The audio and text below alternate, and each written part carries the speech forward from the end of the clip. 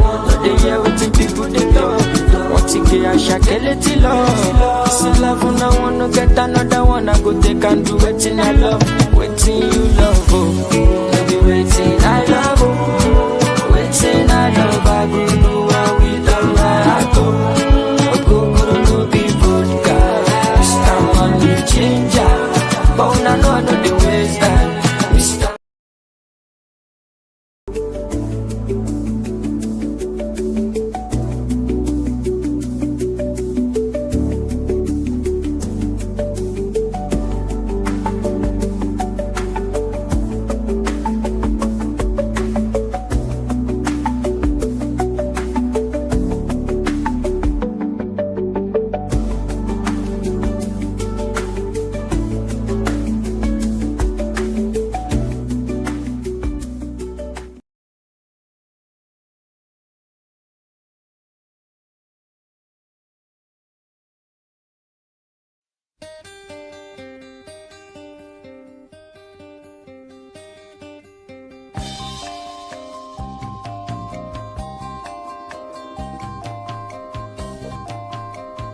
You've been gone, it's an empty home. Come on back where you really belong. You are always welcome home, welcome home.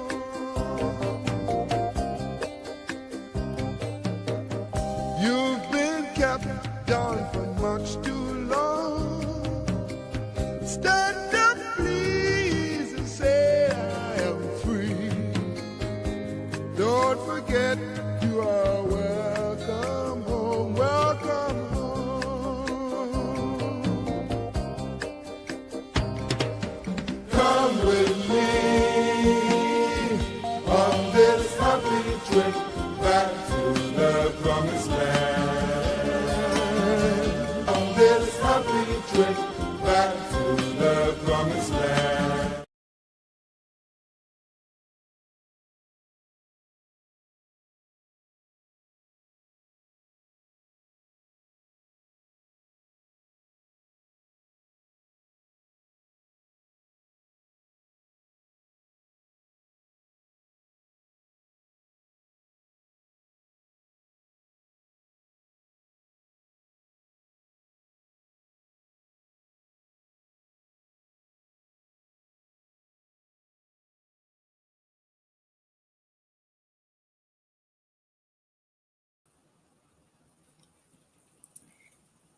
Hello, good evening, and welcome to another edition of Conversation Beyond Borders.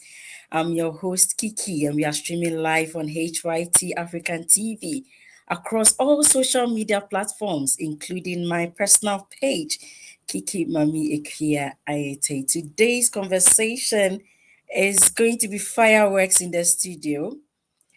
And I want you to, because we are in the month of love, I want you to share the broadcast. I want you to invite your friends, invite your family to join in today's broadcast. I have three amazing panelists that I can't wait to introduce to you. Today, we are going to talk about all the trending issues in Ghana, in the economy, what is happening around the world.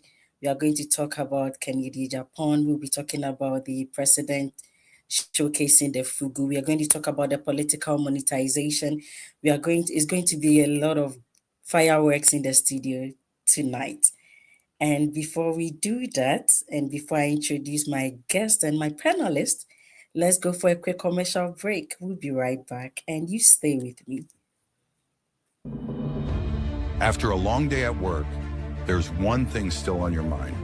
I need to send money home, and fast. With just one tap on the PayAngel app, you unlock your true power.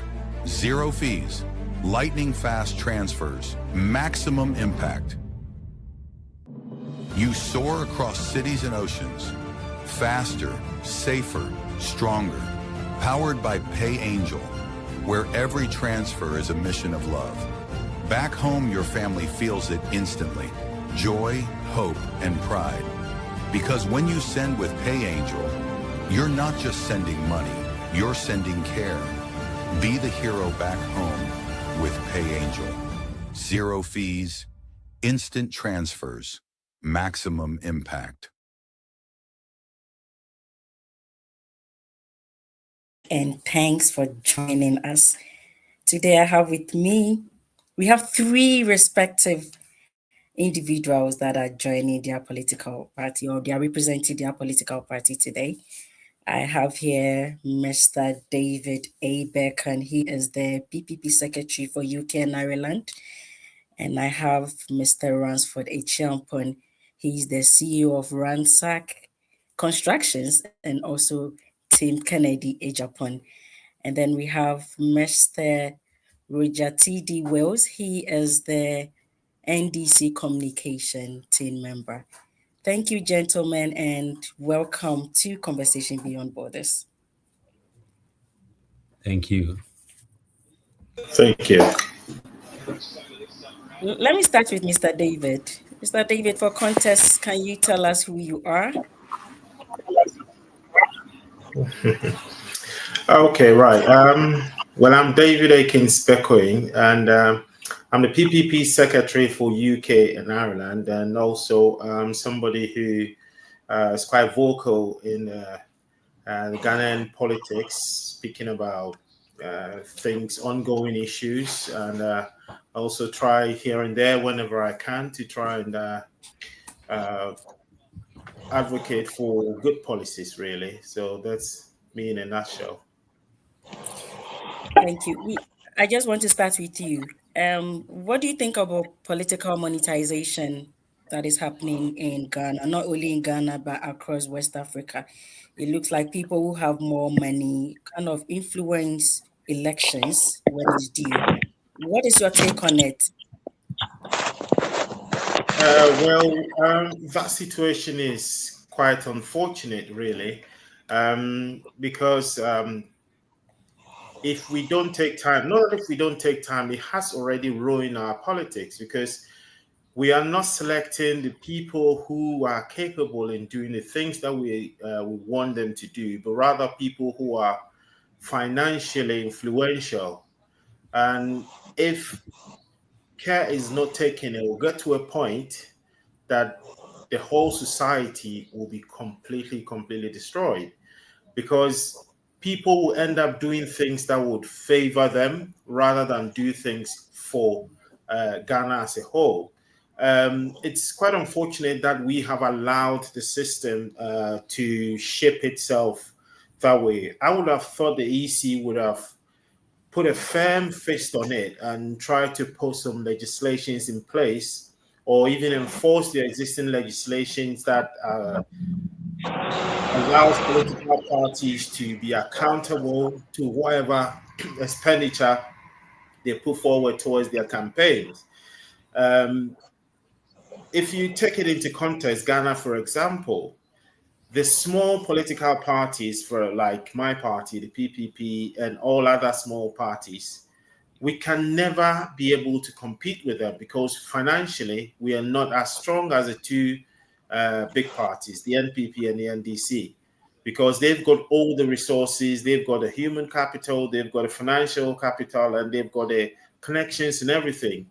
So they can always and will always try to manipulate elections in their favor because they've got a strong hand. I think it's about time that the EC and the government as a whole put measures and policies in place. If Ghana says, the NDC says they are doing a reset, then I think it's about time the EC put some legislations in place to give equal ground to all political parties to start from fresh. Because I tell you, in all these small political parties scattered about, there are a lot of people who have great ideas that can help build the country Ghana. But because they got no voice, because they've got no financial power, because they've got no connections in government and in other places, these voices are not heard. And until we are able to hear the voices of each and every Ghanaian, be it young, be it old, be it physically challenged, whoever, will not be able to get the best quality of minds to build the country. You see, because if we have the voices of everyone, then we can determine, all right, this person or these group of people are well endowed enough to get into positions to do certain things that they're supposed to do to help the country. So monetization in as far as it is in our election, it's not right. It's not good, and we need to nip it in the bud. We need to stop it. Thank you very much. Mr. Ranford, can you introduce yourself as well and also express your views on political monetization? Right. So my name is Ransford Ichampo. I'm an MPP and a strong lover and a believer of Kenya, Japan. Yes. With monetization in elections in Ghana, I believe that over the period, it's something that everyone is really concerned about. And to add to what my brother David was saying, this has led to us not being able to choose leaders who have the capacity to serve us in the way they should. You realize that a lot of people right now in this current government or in this current parliament are there not because they are competent enough, but they are there because they had the funds to finance their campaign. Oh yes, and I stand on that because there are so many of them. Even if you go down to their constituencies, you realize that the general populace did not really like them for who they are or for what they could do, but for the fact that they could dish out some monies to them at a particular time. And it also boils down to the fact that most of these people who are influenced by money are not earning anything in this country. So, I mean, the person is already thinking of what to feed on. So if you come to them telling them that, oh, I'll give you 500 cedis, go vote for me. I mean, he's been working for like a month and he hasn't gotten 500 and you're giving him that money. And I also believe that a lot of people are beginning to lose trust in people in high positions. Why do I say this? These people come to them when they want power. They give out these little incentives to them, this little monies to them. After they win power, now they even block access to them. You are not even able to reach out to these people when you want to. And I believe these are some of the things that has contributed to people taking monies on the spot and walking away because they feel like at the end of the day, this is the only time I have to get something from this man or from this woman. If I don't get it now, I'm not going to get it again. It has gone a long way to destroy so many things that could have been done in this country. People are occupying positions that they are not supposed to occupy, not because they are competent or have the capacity to, but just because they could pay their way out. That is the reason why all these things are happening. And I believe that moving forward, there are certain reforms that should be put in place, especially by the EC to guide all these processes. Because if we continue like this, then we are going to continue electing leaders who are not fit for purpose. We are going to continue electing leaders who are just going to be buying the conscience of people for their own selfish interests. And I believe if we really want this country to develop to the stage that we want it to, trust me, all these things will have to find a way to curb this so that we can move forward as a country and do very well. These are my thoughts. Yeah. Thank you so much for your submission. Mr. Roger. Yes, I would love you to also introduce yourself and then you air your view on political monetization. Okay, thank you so much. First and foremost, I would extend my greetings to all our listeners and then also extend greetings to His Excellency the President, John Dramani Mahama, and appreciate him for the work that he is doing, and also acknowledge the Vice President, the first female who has achieved this status in Ghana's political history, the first female. And then I think it's a door opener and a lot more females will become great in this country, hoping that in the near future we will have a female become the president of the country. And then I would also use this opportunity to extend my greetings to the party hierarchy, especially to the party chairman, wherever he is, whatever he is doing. May God grant him the strength, the wisdom, the knowledge and understanding to administer the various vision and plans he has for the great NDC party. I am Roger T. D. Wills, a national communication team member of the NDC. And with respect to the subject matter, monetization has become a canker to Ghanaian politics. But then it would interest us to know that when the issue of monetization is brought onto the table, it is not something that started during, the late President Jerry John Rawlings's time. There have been research, and then it's all over the internet that has proven that it started under the regime of the former President John Ajikun Kufuor, and this has over the period increased, and then the effect of the monetary practices or injecting money into politics to make sure candidates make their way is something that has come to eat Ghana's democracy. And if we do not take pragmatic steps to curb it, it will go a long way to hurt us as a nation. Now, from political perspective, people have defined politics as who gets what, when, and how. And politicians of today have always wanted to use the how as a means for survival. But as I said earlier on, that we can trace Ghana's monetization into politics to the era of people when NDC was in government from 92 to 2000, because politics was driven by ideology, party, compatriots, faithfulness, driven by passion, charisma, and the interest of people to serve. We didn't see a lot of money being shown in the political sphere. Now, around the early 2000s, we had cash for votes. We heard about inducing people to rally behind the NPP. The aftermath of that, we got to realize that you need to pump a lot of money into your candidature to be able to attain the parliamentary seats or to obtain a parliamentary seat. And that over the period had increased and is something we need to put a stop to as a country. Now, not going so far, just around 2023, in the NPP primaries, there are footages that you could hear loyal, big NPP guys making statements of they distributing money to enhance Baumia's victory. A typical example is Brani Champon.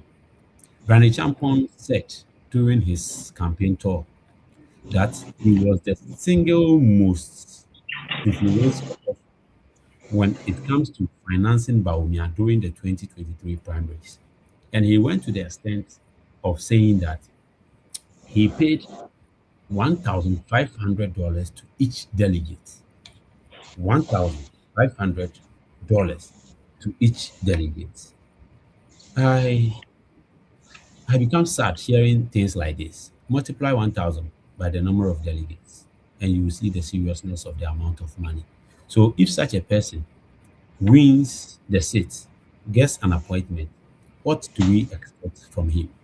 Not probity and accountability. And I'm not surprised the NPP has built their political slogan around property owning and creation for themselves. Because when they come to power, they effectively try to loot state resources, create avenue where they can siphon money to satisfy their self-centered parochial moribund mundane. And I think this to the over the period, they have been known for trying to use money to induce election. I wouldn't take you back. We all know about the by-election at Asen North, Patrick constituency, Honorable Patrick constituency. When we were going for that by-election, the NPP sent money shared to the populace, but we went with a message. At the end of the day, the grassroots took the money, but they decided to vote for the create NDC. And we had the victory. When we were going into the main election, they thought they could use money to win the election. But we, the NDC, have, over time past, stood our grounds when it comes to getting the interest of the people, convincing them of our policies, for them falling in love with our ideologies. All these things have come a long way to enhance and build the NDC party, not monetization.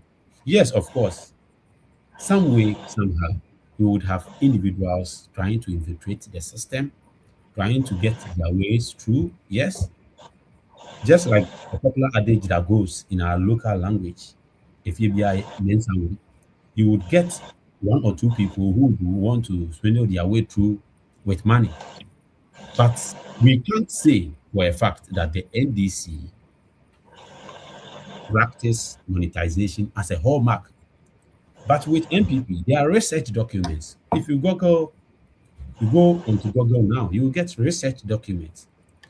So I would say that this is a canker. But the issue is, how do we see the monetization? For me, I categorize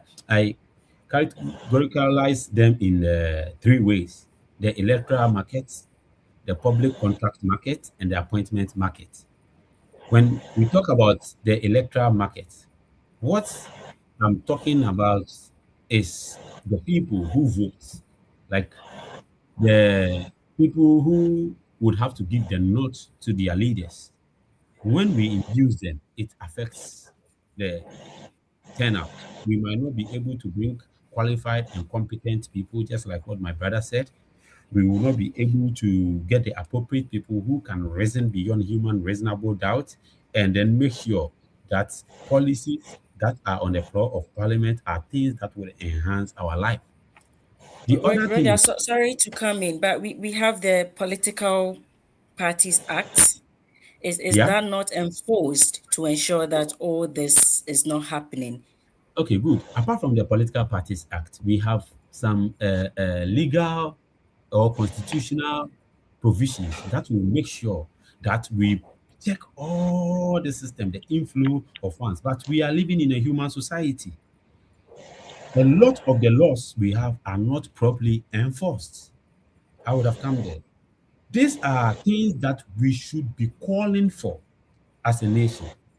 These are issues that we need to put our feet on the ground to make sure that they are properly enforced, and people do not go contrary to that. Because even with the political party as a whole, how many times have we heard that they have conducted a forensic audit on their funds, how campaigns are run, where they had those funding, to what limits are individuals giving those support or funds, which accounts, how many of these funds came through bank transfers, how many were cash, what limits, what amount can you give in cash, what amount should be given by transfer. So you could see that the system itself is porous.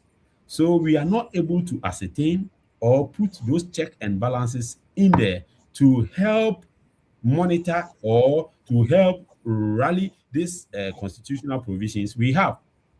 So one way or the other, even though we have the policies or we have the constitutional provisions or the acts, we are not able to Roger, you've enforce got it. 30 seconds more to wrap up for We are me. not able to enforce it properly because we do not have the necessary resources with respect to human Thank you. resource, with respect to Thank you implementation very and much. all other things.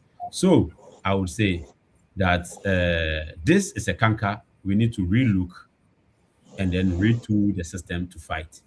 Thank you so much. Thank you very much for your humble submission. Mr. David, let me come to you again.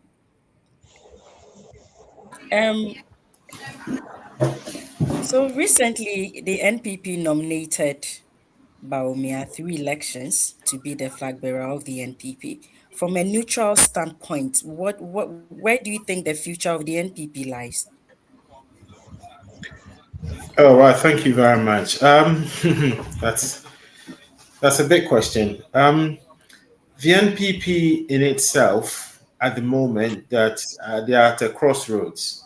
For me, a neutral on the side, the first thing I would say is certain people need to be kicked out of the party completely because their actions, their offenses, and the way they are conducting themselves, if the party, the NPP as a party, want to go forward, then they should be drastic to remove certain people out of the way in order for their policy to become enticing to the public once again. Because now people have no faith or trust in them at the moment.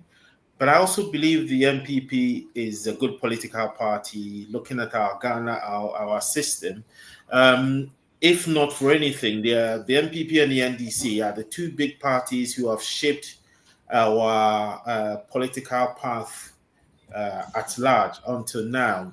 Though I would say not for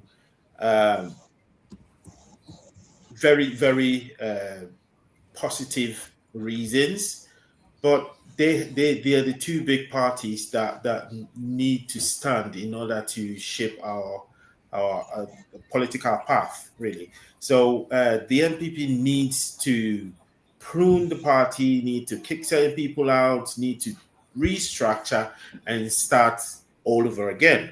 Now, with the candidates that they have selected, I believe he's the best candidate for them as a party. As to whether he will be able to convince people to win an election, I cannot tell. But looking at all the people that contested with him, I think he is the best fit. If you listen to him well, you will see that he's got something that he wants to push through. But the party in itself fight against him.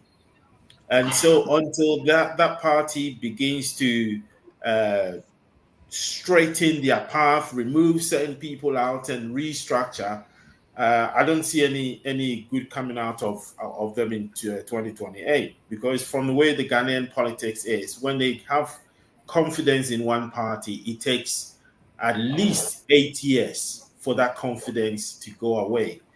And if NDC follow previous examples of how they've ruled, then potentially, if NPP would have anything at all, that would be 2032. And if they can discount the next election and say, listen, we're going to build ourselves until 2032 to try and convince the people so they can vote for us, then they have to do that.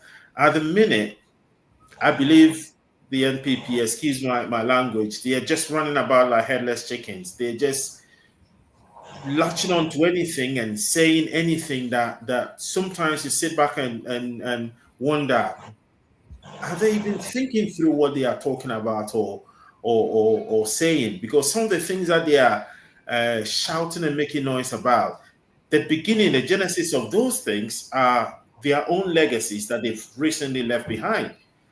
And so if you have done something that hasn't worked and another person is taking over in just about a year, and you're out there shouting and making noise about it, why did you not fix it if you knew how to do it? You. So They got 30 seconds more.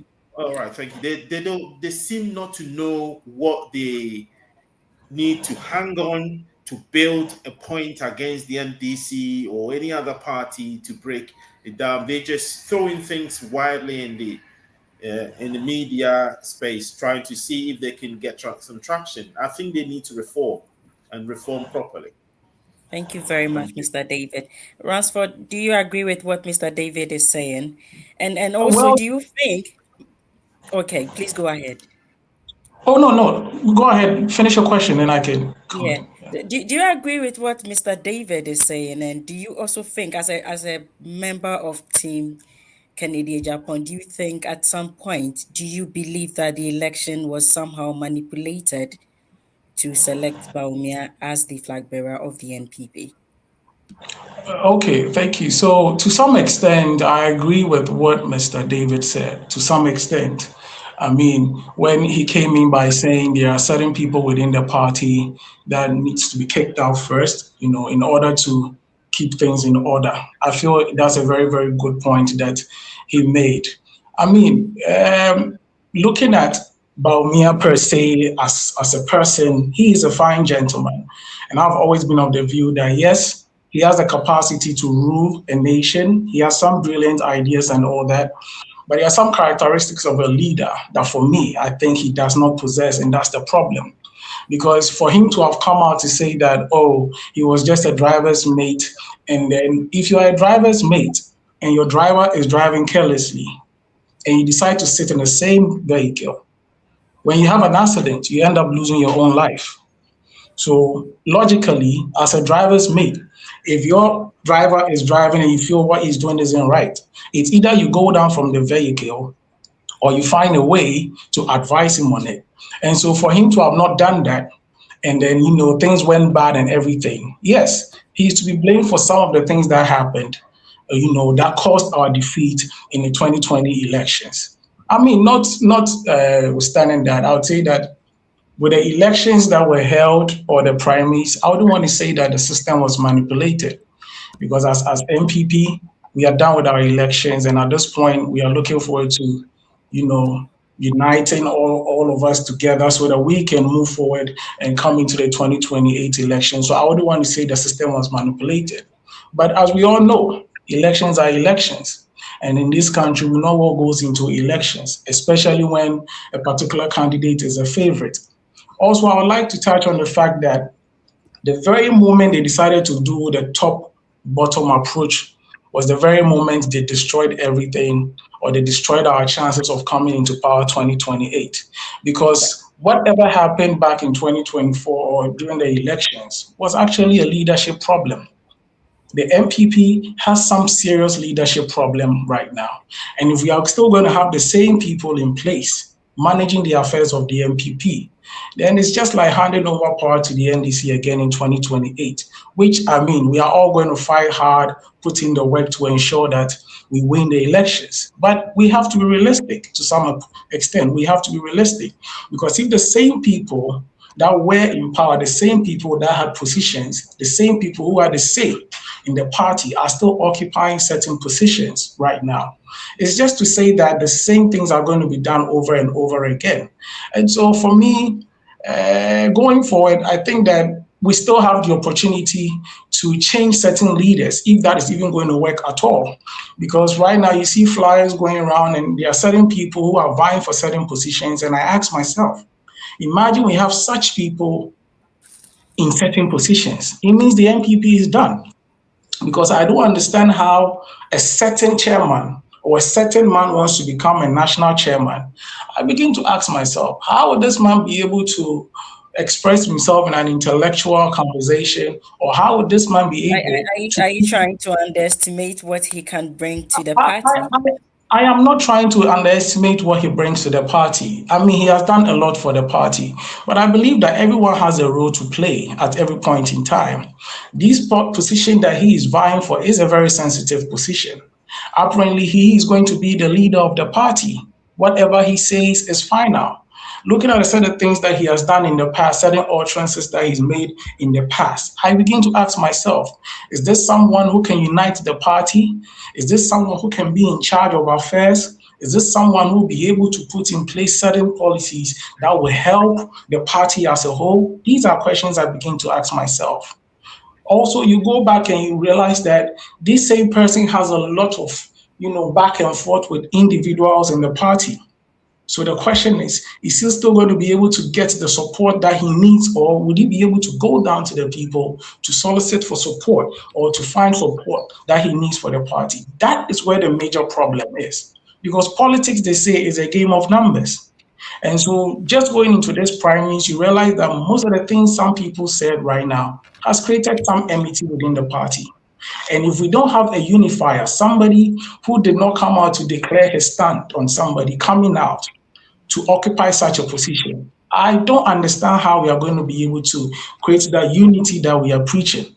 And even up to today, you still hear people say certain things and you ask yourself, are these people ready to unite these parties? Mr. Ransford, you've got 3 seconds more to wrap up for me. Thank you.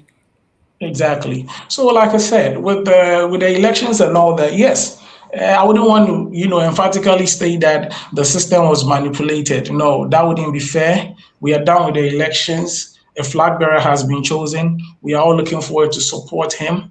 But as human as we are, we have our own reservations, and I hope that moving forward, whichever leader that we find will be able, in a way, to unite the party together so that we can stand and face the NDC in Thank you very much. Thank you so much. Mr. Roger. Yes. Bawumia being the flag bearer for the NPP, where do you see the future of the NPP in 2028? For me, I think MPP bringing Bawumia back is like a recycling failure. And then to what ends do I say this?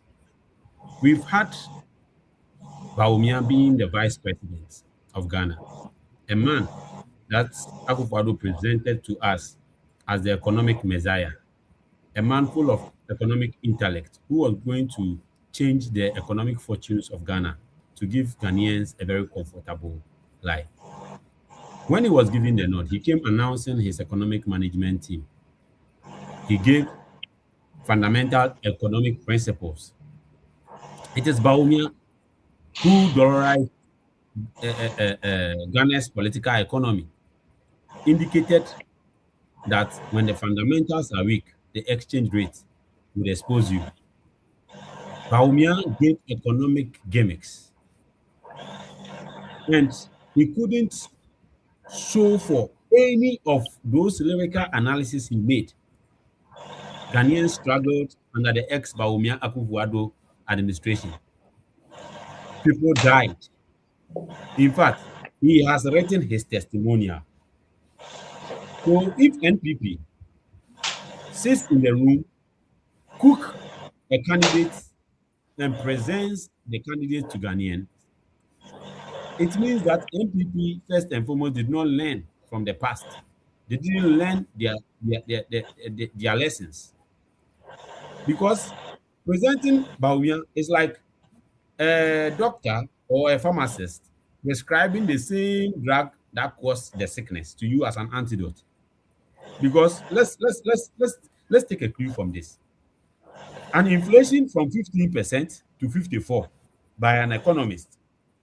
Dollar from 3.8 to 18 by an economist. After causing such a mess, what trust would Ghanaians have in you to give you an economy that is now stable, an economy that is now resilient, an economy that is now working? Are you not being too confident because he can actually do his homework well and face you in 2028? No, homework. We are talking about fundamentals. Homework. Is there any other can economy really that restructure his fundamentals, Mr. Roger? It's not, running a government is not about organizing lectures. In fact, this is the time we needed his lectures the most. As a matter of fact, I am willing to even pay for Accra International Conference Center for him. And as a matter of fact, I'll pay for the media personnel to come and cover so that he can run his economical, lyrical analysis for Ghanaians to listen. Because he said, if the fundamentals are weak, the exchange rate would expose you. So now, to what extent would he come to stand before Ghanaians and preach the economy? What are they going to campaign 30 on? seconds, Mr. Roger. As a matter of fact, if they should have presented Kennedy Japan, at least he would appeal to the masses. That would have given us a very tough race. But as it stands now, if NDC should present a branch chairman, if NDC should present any candidate, including me, I will beat Bawumia. Wow, you are very confident, and thank you very much for that submission. Dear viewers, let's go for a quick commercial break, and we'll be right back. that dream of studying and working abroad has been made much accessible to everyone, including you. So worry less about how you're going to get there, because we always make it happen. This is StepFinders Ghana Limited. We offer a highly professional guidance and support system, both in your university and visa application process. StepFinders Ghana Limited is a highly trusted agency of the University of the West of Scotland, one of the largest modern universities offering a range of academic, social, and sporting facilities. You can apply for undergraduate, master's and PhD in business and creative industries, education, social sciences, computing, engineering, physical sciences, health, and life sciences. Come through StepFinders, and for your studies, you get yourself a laptop or a £500 gift voucher. Call on +233 598 4888 04. WhatsApp on +44 7404 711 049. Send us an email or visit our website for more information. Welcome back, and thanks for staying with us. Mr. Roger, I want to start with you this time. Spokesperson for United Party, Solomon Owusu, made a certain statement that the NDC government is pampering corrupt NPP officials. What is your take on this? Yeah, thank you so much. I think his statement is not far-fetched. If I say his statement is not far-fetched, the Ghanaian people, I mean the people of Ghana, are calling for probity and accountability. And even though the law is taking its course, and then we are prosecuting or trying people who have misused and abused public funds, I think Ghanaians are falling out of patience. Their blood is boiling or are boiling, and then they expect that we speed up with things.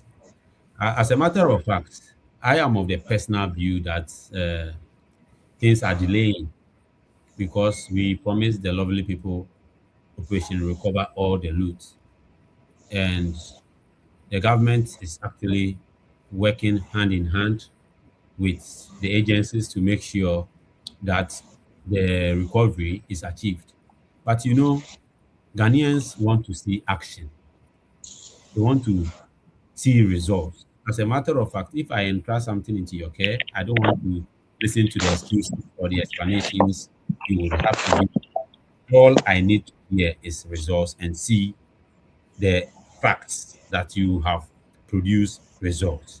So whatever Solomon Owusu is saying, I think it's his observation, and watching him closely and how he criticized absolutely, I think it's a critique in the right direction. And what we need to do as a government and as a party is to embrace such a critique and speed up the processes to make sure that justice takes its course.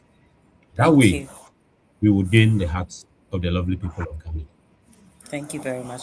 Mr. Ransford, are you here with me?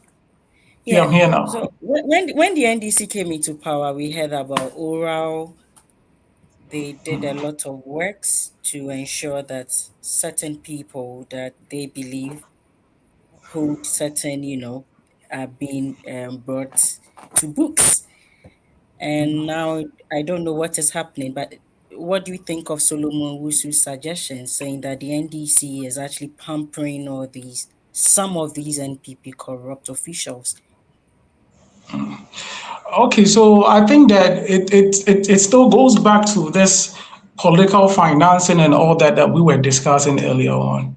You see, sometimes the way we might see things is not really what it is inside there. There are people who have contributed largely to people's political ambition or people's political careers or political journey. And so you realize that the NDC, when they came into power, had so much energy, especially with this oral thing. They were so, they had so much energy. They were pushing that a lot of people were brought to book. But we realized that after a year, all we are seeing is just talking and no action in particular has been taken. Can we also go back to say that probably most of the pronouncements that they made or most of the things that they said about these people were not actually facts, but they were only statements or political statements to win political power. Can we also go back to say that? Because what is the problem right now? If you think that you have so much evidence backing your claims as to somebody has taken public funds, do you really need to go back and forth over this? No. People need to be brought to book. That is the only way this country can develop. If we are going to continue pampering people, if we are going to continue acting like, oh, some people have the power to do certain things and go freely, but some people do not, then we are not going anywhere as a country. So for me, I think Solomon's, criticism and everything that he said about Ora is true. And it's hard time the NDC. Personally, I'm MPP, but trust me, I think Mahama is doing something great for this country. And if he follows or if he continues like this, I believe that after 4 years, he wouldn't have to say so much to win power in 2028. Because if you look at the candidate we are presenting at a political party, he is actually relying solely on the performance of Mahama, to even come out with his policies. So for me, I think that one of the things that the general populace we have so much into right now is bringing these people who have hurt this country so much to book. And so it's hard time the NDC speed up processes, to either prosecute these people or, find ways that we can put these people to book. Thank you. Thank you. Mr. David, what's your take on the issue at hand? Okay. For me, it goes back to the same NPP, NDC way of doing things. Over the years, when NPP is in power, they go, we're going to prosecute you, throw you in jail and all that. And it never happens. When push comes to shove, they just prosecute one person to say, oh, we did something. And it's the same way NDC is doing at the minute.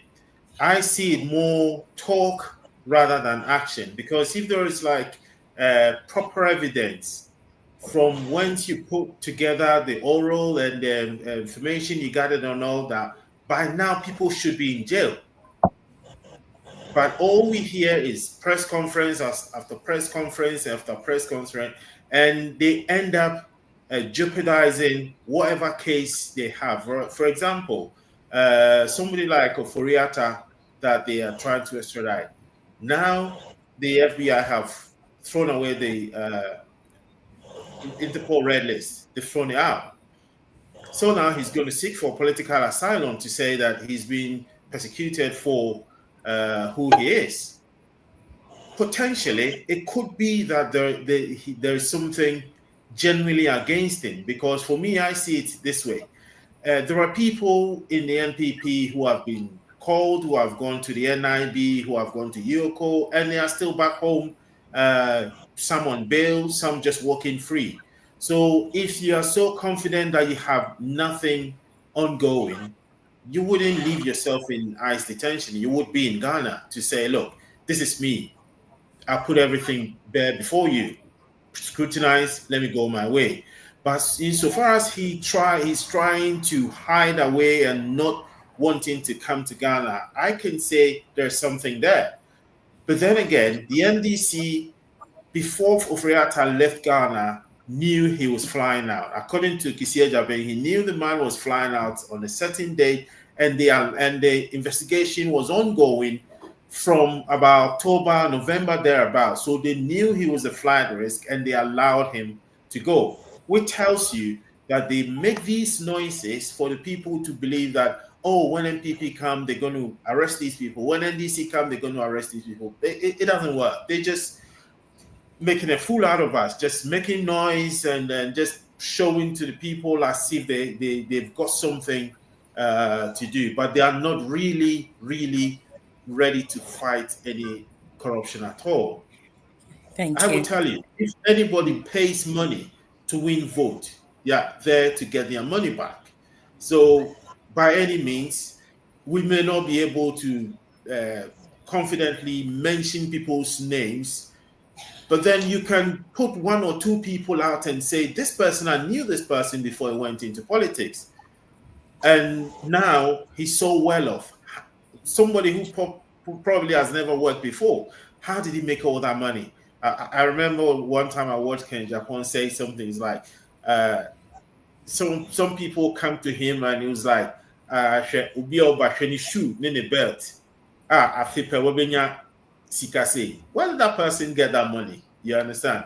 So they are not ready to prosecute anyone. They're just making noise. It's just making noise to let people Thank you very much. know that Thank you. they want to do something. Mr. Davis, still stay with me because I need your thought on something. We are going to touch a little bit on Galamsey from a neutral standpoint. What do you think, if you were in power, what policy would you implement to ensure that Galamsey is being done properly? Galamsey, very interesting, very very interesting. I love this one. You know something, with the Galamsey fight, the way we are going, we're never going to win. We are never going to win because besides the political people, the political factor in it, big guys in the society are in it. Chiefs and kings are in it. The people in the communities are in it.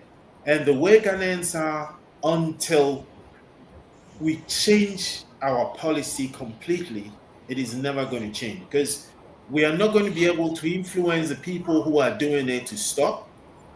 We are not going to be able to fix the land and the waters and whatnot because the people are not ready to stop.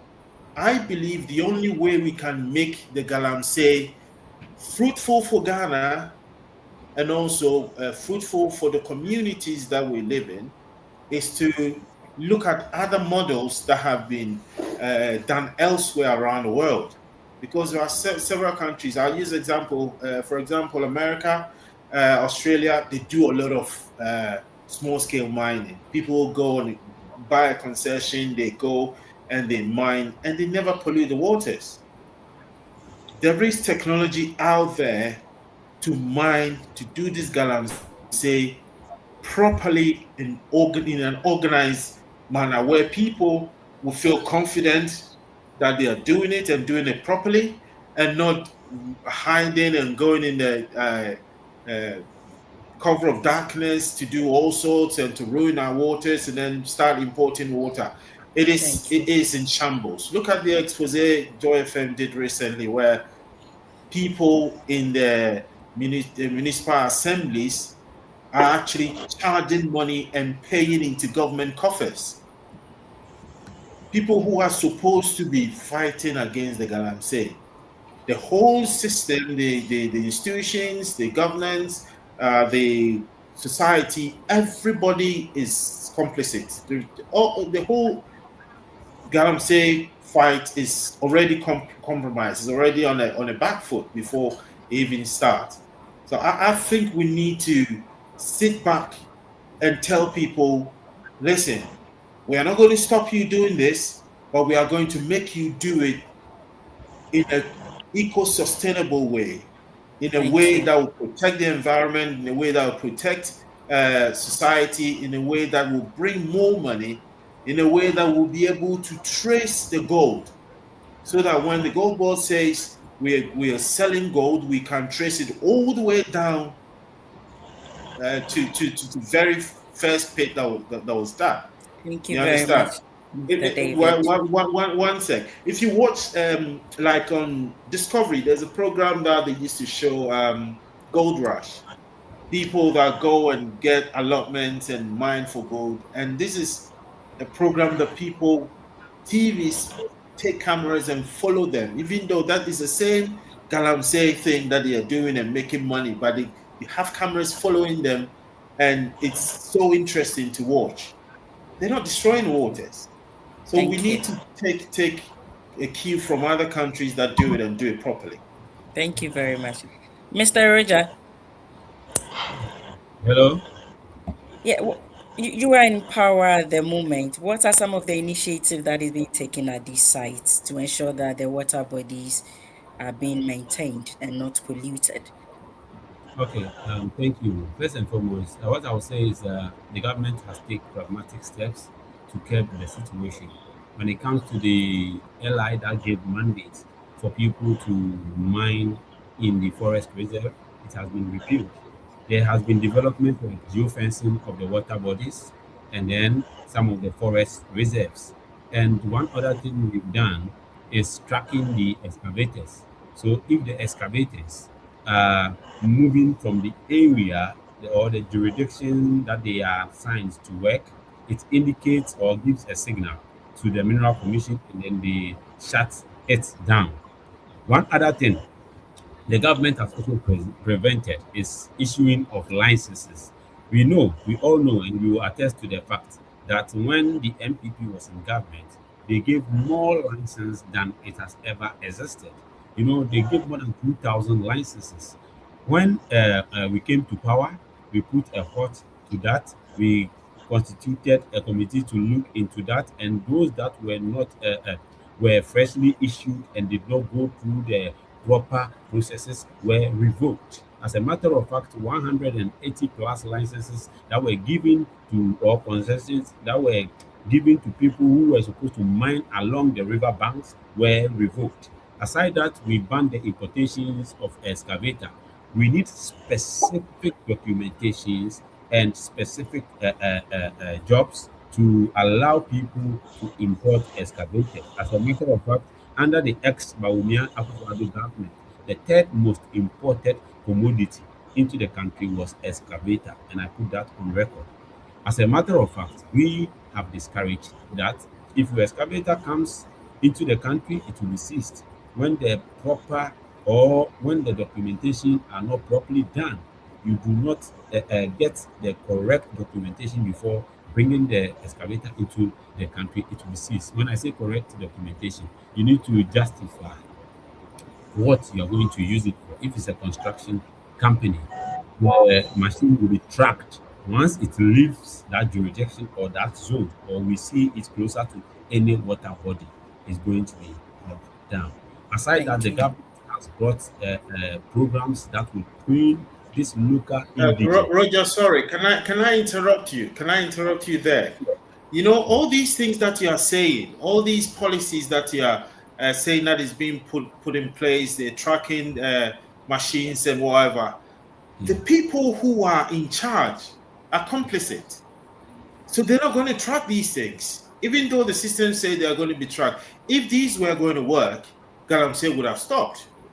I don't think they are working. All these tracking geofencing areas, tracking excavators and Naimons going and burning champagnes and all these things. They're not working. It's about time we need to sit back and say, how do we approach this in a different way? Because we are using an iron fist to clamp it down, and the people are also revolted and finding innovative ways to do it. It will never work. Until we change, it would never work. I get where you're coming from, but what I'm saying is, as we wait for the new interventionary measures, we need to be working. You get it?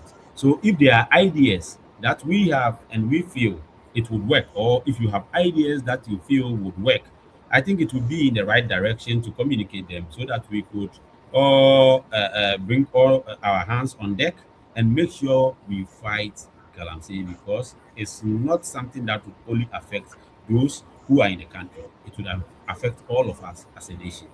As a matter of fact, when these poisonous chemicals enter individual skins, we don't know when our children are going to grow up and mingle with people from which region, from which community. Thank you, Mr. Richard. And we will inherit or we will intermarry.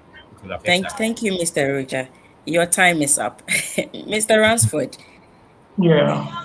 The NDC is just in is a year and a little bit. Don't you think that the public is judging them harshly on this Galamsey issue because the NPP has been in power for all these years and no initiatives were taken? What do you think? What do you think about the subject matter? I wouldn't want to say that the NDC is being judged too quickly, because when they were opposition, they sounded and seemed to have, they made it look like they had all the solutions to the problem at hand right now. Now they are in power and they are saying they need some more time to put things in place. However, I would like to appreciate certain reforms that they've put in place now, like tracking of excavators and all that. I believe that this is a way to start and then build upon it moving forward. But there's one thing that we need to also understand, that if we don't enforce the law properly, because there are a lot of mining laws that govern mining and galamsey and all that, the problem has got to do with the enforcement. And why do I say this? Recently, we've seen people being designated to these sites to go take care of people there, go arrest people and all that. The question is, how much are these people being paid? Now, if you hire somebody to go arrest a galamseyer and you are paying him 2,000 Ghana cedi, he gets to the site and the one mining the site is offering 20,000 Ghana cedis a week. Let's be human. What do you think is going to happen? Do you really think that that person, looking at his current situation, will reject such an amount and take 2,000 cedis because he says he loves Ghana?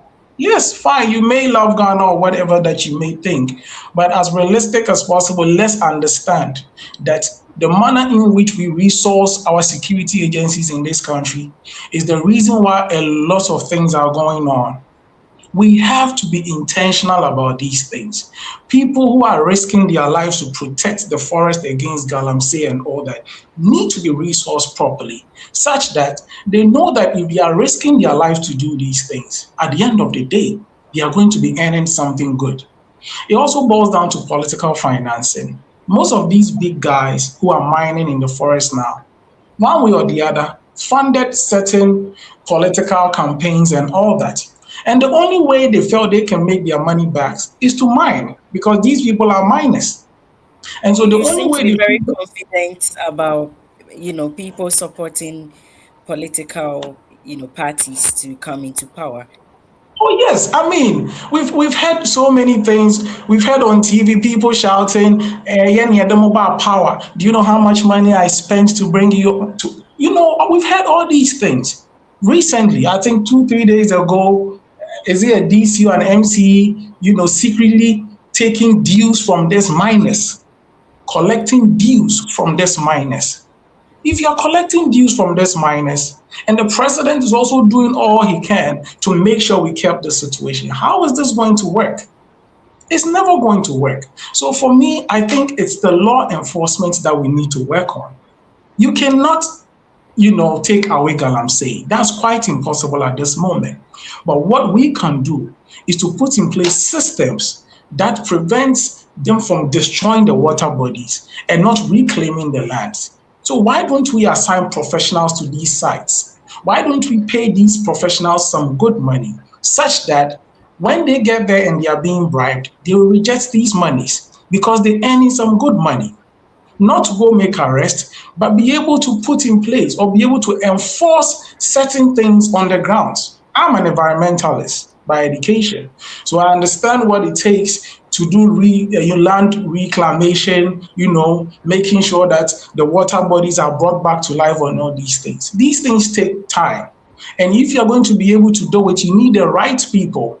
There are a lot of mining companies mining in the Chibis and all these things. I've had the opportunity to visit a few or even work with a few. You realize that they don't have these systems in place. You understand? They are just mining for mining's sake.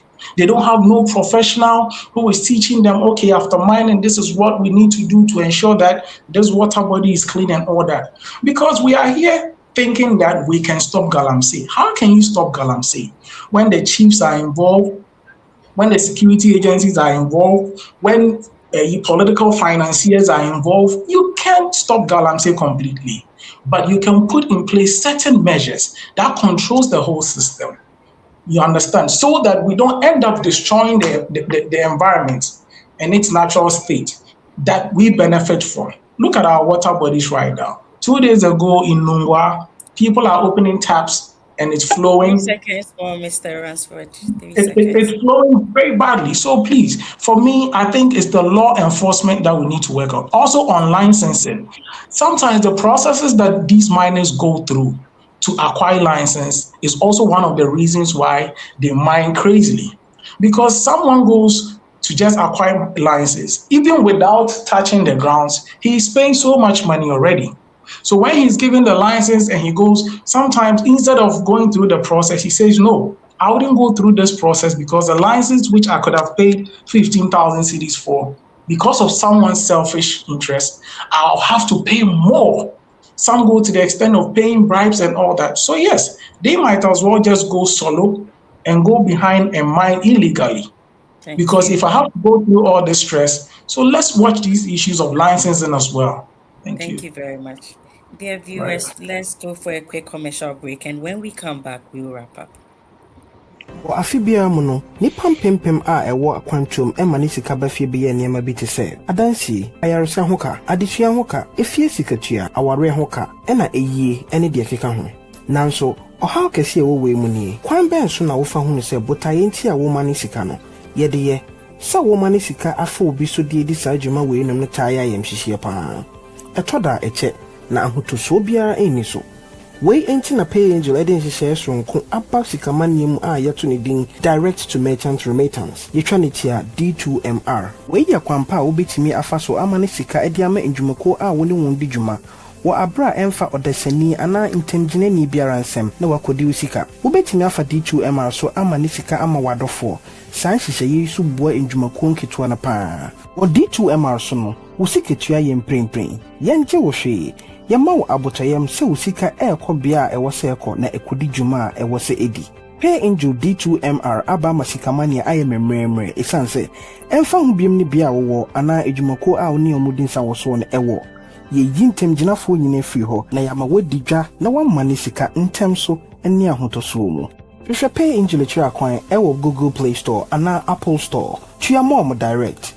Meka sɛ Pay Angel a na wagye so sɛ global payments, local simplicity.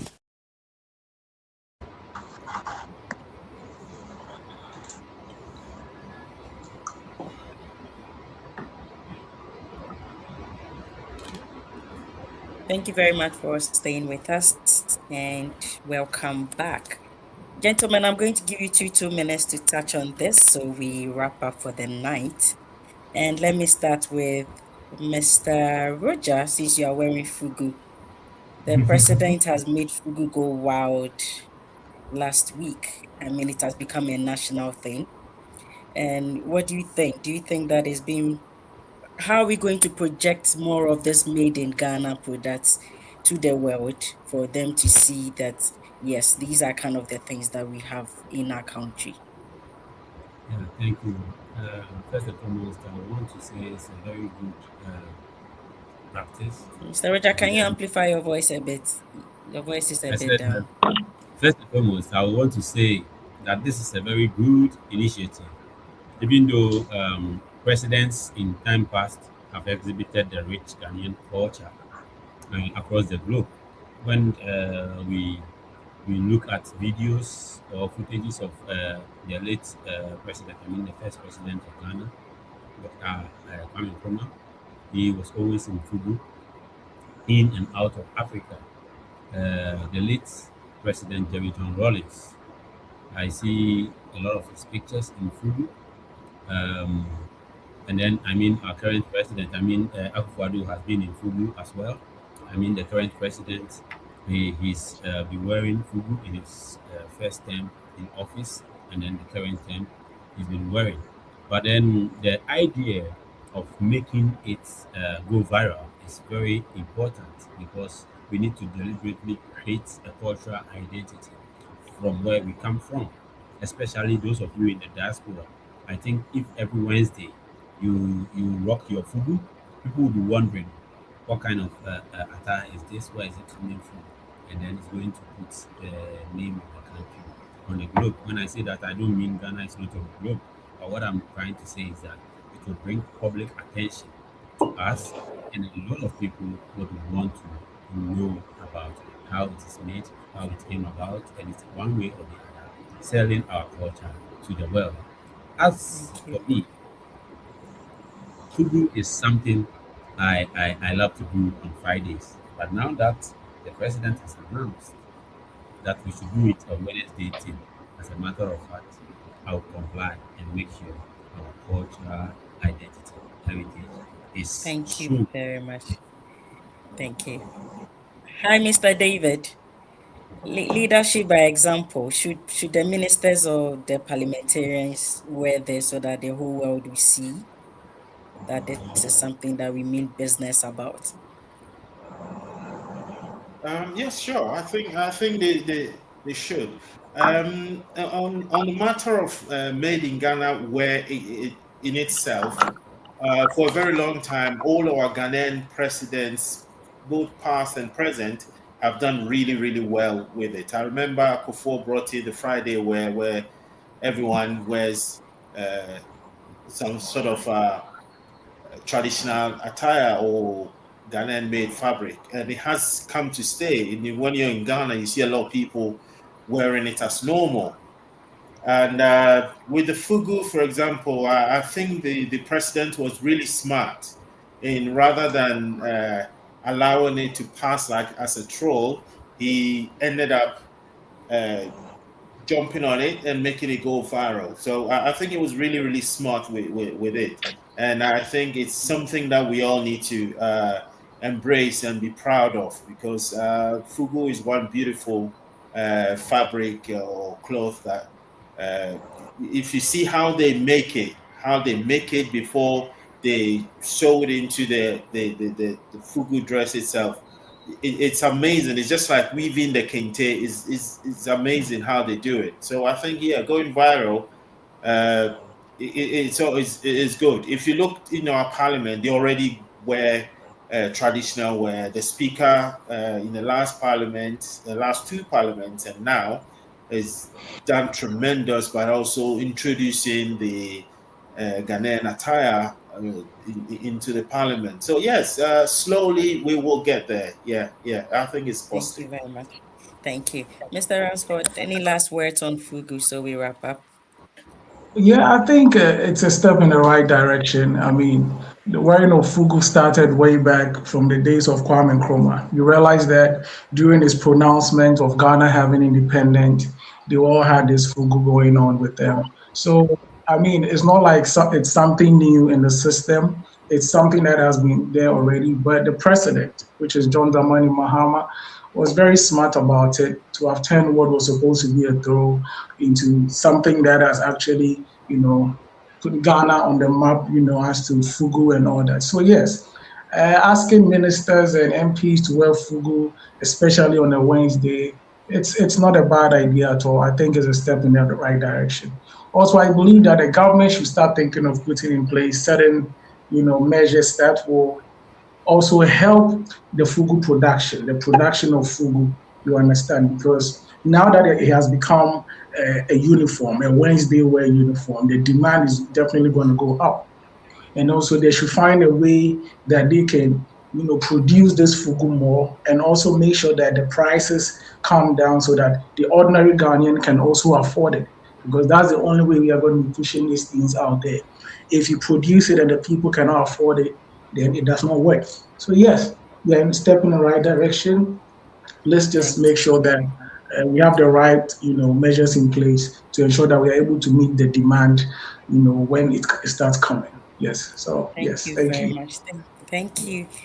Thank you, viewers, and thank you so much, gentlemen, for joining in the show today. Thank you for your insights, sharing your experiences about the matters involving or the matters in our economy. We Sorry to believe cut you, that but we are there's now something I want to say,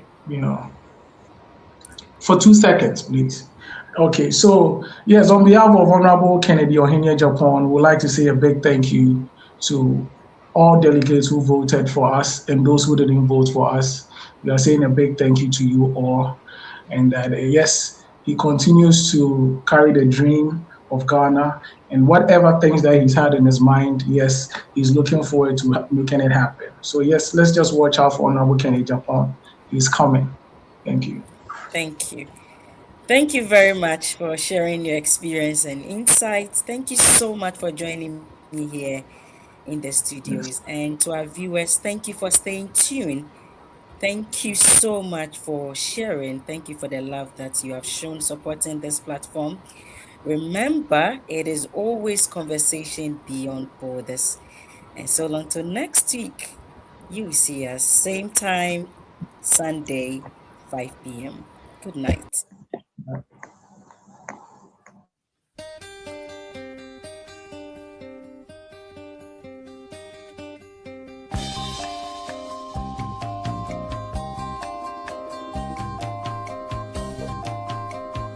You've been gone, it's an empty home. Come on back where you really belong.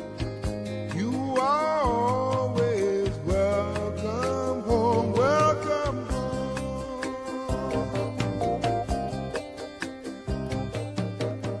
You've been kept down for much too long. Stand up, please, and say I am free. Don't forget you are welcome home, welcome home. Come with me on this happy trip back to